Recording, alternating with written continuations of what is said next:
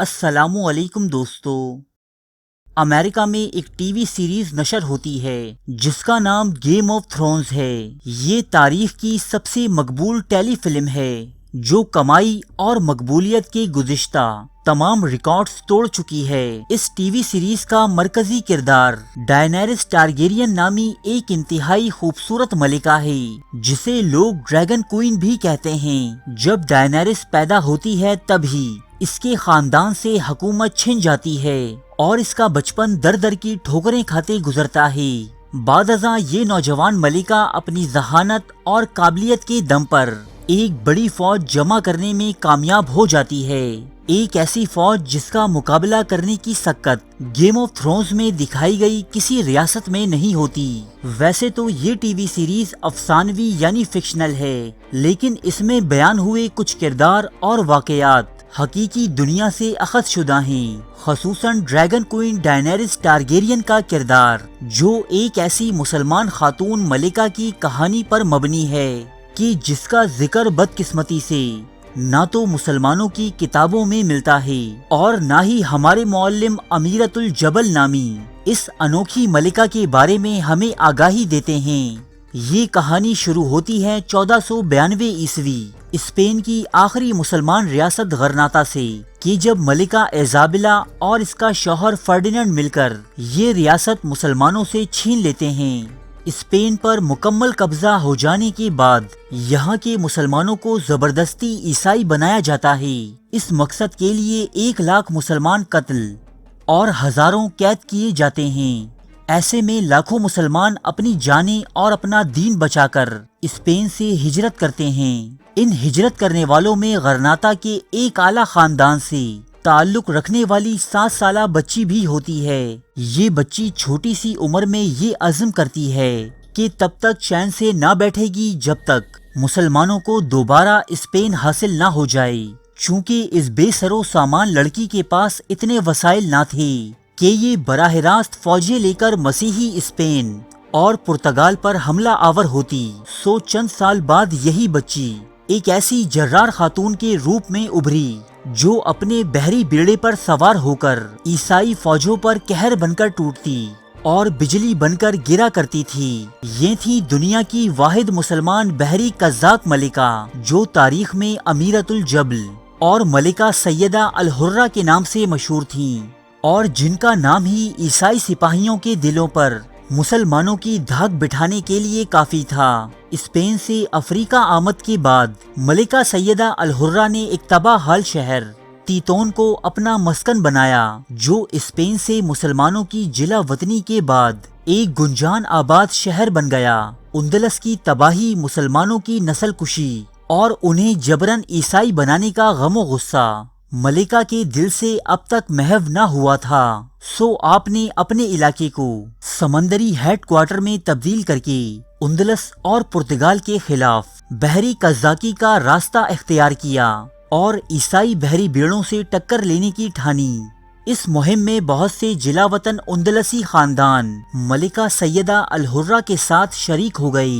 چنانچہ تیتون شہر میں اپنی حکومت قائم کرنے کے بعد ملکہ سیدہ نے ایک بحری بیڑا ترتیب دیا اور پھر پورے 30 سال تک بحیرہ کلزم کے سمندروں میں ہسپانوی اور پرتگالی جہازوں کو دہشت میں مبتلا رکھا۔ 16ویں صدی عیسوی میں پرتگالی جس بازار میں مسلمان عورتوں کو غلام بنا کر بیچا کرتے، ملکہ سیدہ الحرہ نے پرتگالی گورنر کی بیوی اور شاہی خاندان کی کئی دوسری خواتین کو اغوا کر کے اسی بازار کی زینت بنا دیا۔ یہ ایک ایسا کارنامہ تھا جس نے پوری عیسائی دنیا کو غیر محفوظ بنا دیا تھا۔ ملکہ سیدہ الحرہ کا واحد مقصد اسپین میں دوبارہ ایک مسلمان سلطنت کا قیام تھا، جس کے لیے انہوں نے اپنے دور کے سب سے مشہور بحری کمانڈر اور سلطنت عثمانیہ کے ایڈمرل خیر الدین باربروسا سے اتحاد کر لیا۔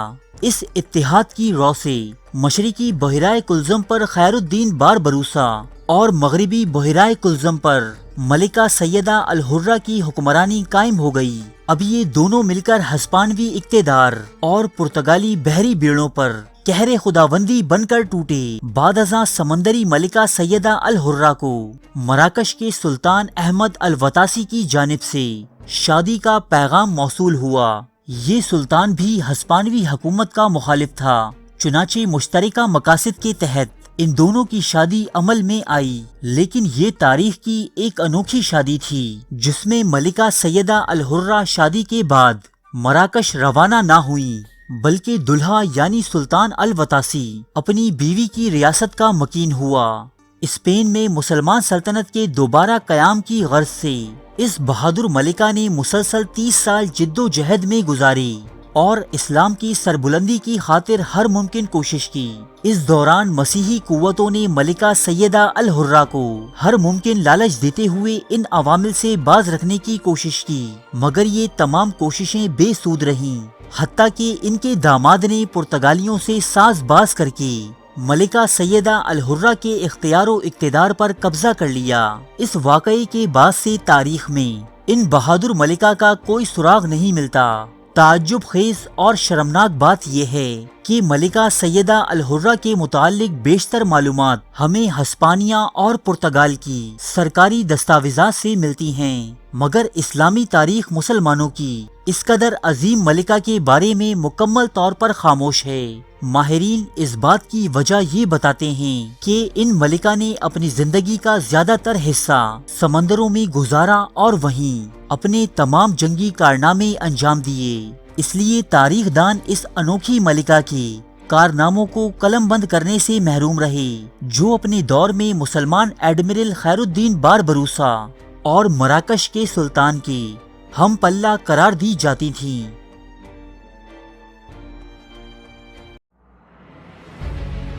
تاریخ کے موضوع پر پاکستان کا سب سے بڑا چینل، جہاں ملتے ہیں سچے واقعات مستند حوالوں کے ساتھ،